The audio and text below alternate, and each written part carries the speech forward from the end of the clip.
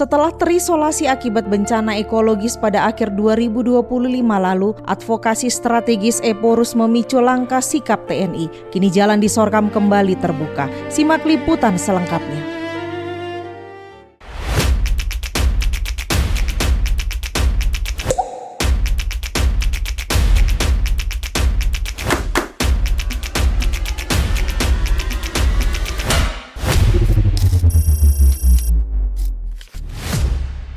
Bencana ekologis pada akhir November 2025 lalu memutus total akses jalan utama di Pansur Natolu, Desa Dolok Pantis, Kecamatan Sorkam, Kabupaten Tapanuli Tengah. Kondisi memprihatinkan ini membuat jalan tidak dapat dilalui kendaraan roda 4, melumpuhkan roda perekonomian warga, serta menghambat mobilitas jemaat dari 3 gereja di wilayah tersebut, yakni HKBP, Gepkin, dan Pentakosta. Menyikapi penderitaan yang mengisolasi masyarakat tersebut, Eporus HKBP mengambil langkah strategis. Sebagai pimpinan tertinggi gereja, Eporus tidak sekedar memimpin pelayanan di atas mimbar, melainkan hadir secara nyata sebagai jembatan advokasi bagi kebutuhan esensial jemaat untuk dicarikan solusi hingga ke tingkat nasional. Dampak dari advokasi tersebut terwujud pada 23 April 2026.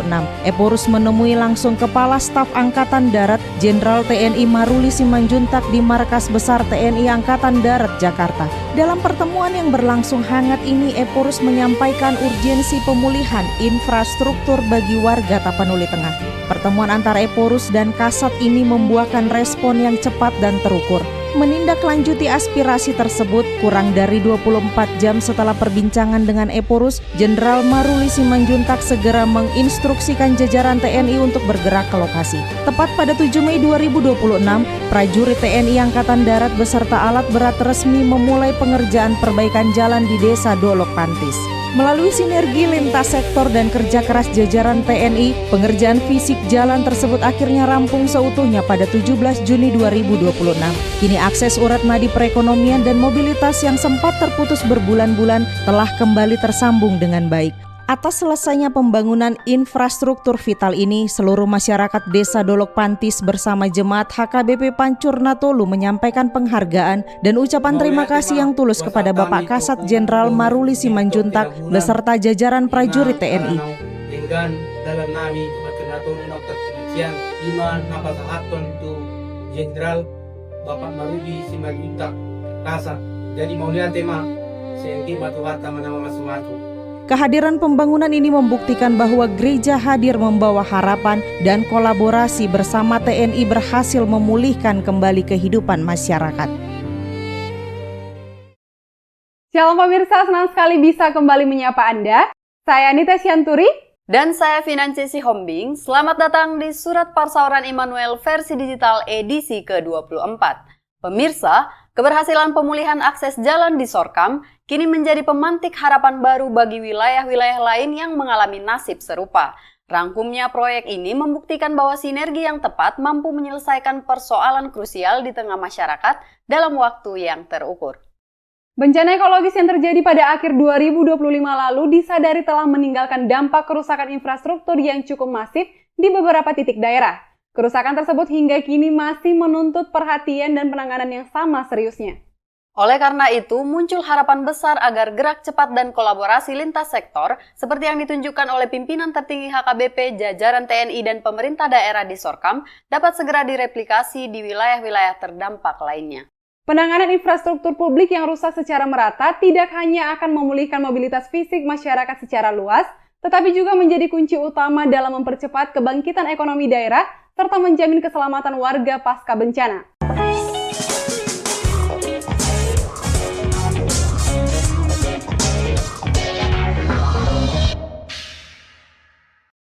Pemirsa, kita awali informasi pertama dari Pematang Siantar. Eporus HKBP menyampaikan belasungkawa dan menyalurkan bantuan bagi para pedagang yang terdampak musibah kebakaran di Pasar Parluasan. Peristiwa ini telah menghanguskan 311 unit kios, termasuk diantaranya 50 kios milik warga jemaat HKBP.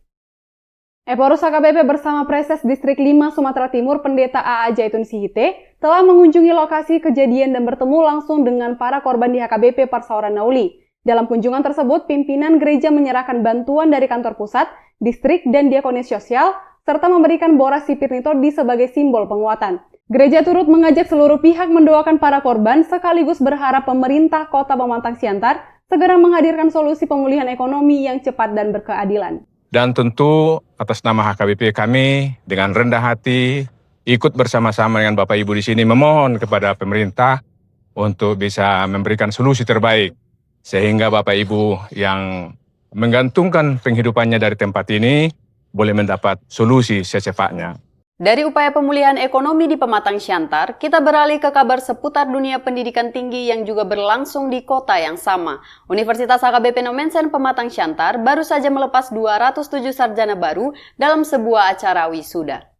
Dalam acara ini, Kepala Departemen Diakonia HKBP Pendeta Eldarton Simbolon berperan sebagai pengkhotbah. Selain itu, Eporus HKBP turut memberikan bimbingan pastoral yang menitik beratkan pada 3 hal utama bagi para lulusan. Yang pertama, ajakan untuk selalu bersyukur dan mengingatkan kebaikan Tuhan di balik keberhasilan akademis. Kedua, para sarjana didorong untuk menjadi pencipta lapangan kerja atau job creator, bukan sekedar pencari kerja formal. Eporus menekankan pentingnya kreativitas berbasis kepedulian ekologis. Dan yang ketiga, lulusan diharapkan mampu menghadirkan kedamaian dan kesejukan, baik di lingkungan masyarakat maupun di ruang digital, dengan tidak mudah terpancing provokasi.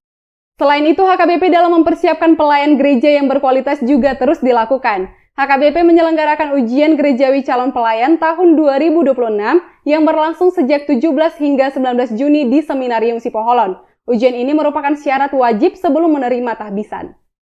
Tercatat sebanyak 222 peserta yang terdiri dari 121 calon pendeta, 33 calon guru huria, 28 calon diakones, dan 40 calon bibelfro mengikuti tahapan ini. Evaluasi mencakup ujian tertulis mengenai pengetahuan Alkitab dan sejarah gereja, serta ujian lisan yang menguji motivasi pastoral dan praktik musik gerejawi. Proses wawancara dipimpin langsung oleh Eporus HKBP Pendeta Dr. Victor Tinambunan, Sekretaris Jenderal HKBP Pendeta Rikson Hutahayan, serta jajaran Kepala Departemen Koinonia Pendeta Dr. Leonal Sinaga, Kepala Departemen Marturia Pendeta Bernard Manik, dan Kepala Departemen Diakonia Pendeta Eldarton Simbolon. Selain itu, rangkaian persiapan pelayan gereja HKBP juga dilakukan dalam kegiatan pembekalan kompetensi calon pelayan pada 17 Juni lalu. Kepala Departemen Marturia HKBP Pendeta Bernard Manik juga telah memberikan seminar khusus bertajuk Kepemimpinan Manajemen Konflik dalam Gereja dari Ketegangan Menuju Rekonsiliasi. Bertempat di Sekolah Tinggi Teologi HKBP Pematang Siantar, seminar ini mengajak para peserta untuk menyadari bahwa konflik adalah hal yang tidak bisa dihindari, namun dapat menjadi jalan menuju rekonsiliasi. Melalui seminar ini, calon pelayan diharapkan siap menjadi pemimpin yang bijaksana, membawa damai, serta mampu memberikan resolusi terbaik di tengah jemaat. Beralih ke informasi lainnya, perhatian gereja terhadap generasi usia dini juga terus dioptimalkan. Menjelang pelaksanaan Jambore Anak Sekolah Minggu HKBP 2026, panitia pelaksana baru saja menggelar rapat koordinasi akhir bersama seluruh panitia di Seminarium Sipoholon pada tanggal 19 Juni lalu. Rapat yang dipimpin langsung oleh Ketua Pelaksana Bibelfro Martalena Sinaga juga turut dihadiri oleh Kepala Departemen Koinonia Pendeta Dr. Leonal Sinaga untuk memastikan seluruh kesiapan teknis, keamanan, dan akomodasi untuk kegiatan yang berlangsung pada 24 hingga 27 Juni dapat berjalan dengan lancar. Di sini panitia Jambore Sekolah Minggu HKBP 2026 sudah siap untuk memberikan yang terbaik bagi anak-anak Sekolah Minggu HKBP. Kita tentunya turut mendoakan agar seluruh rangkaian Jambore ini dapat berjalan dengan lancar. Harapan kita bersama seluruh anak sekolah minggu, guru sekolah minggu, serta sahabat anak yang berpartisipasi senantiasa diberikan kesehatan, keamanan, dan dapat kembali ke rumah masing-masing dengan membawa sukacita iman. Pemirsa, sekarang saatnya kuis trivia. Pertanyaannya adalah, apa harapan Anda terkait pelaksanaan perayaan Jambore Nasional Anak Sekolah Minggu yang berlangsung di Sipoholon? Jawaban terbaik akan kami umumkan di edisi berikutnya. Nah, sekarang kami akan mengumumkan pemenang di edisi lalu. Selamat kepada yang namanya tertera di layar. Demikianlah perjumpaan kita hari ini. Semoga seluruh liputan dan informasi yang kami sampaikan dapat menambah wawasan serta menguatkan iman kita. Saya Finance Sihombing. Dan saya Anita Sianturi. Sampai jumpa di episode selanjutnya. Tuhan memberkati. Horas.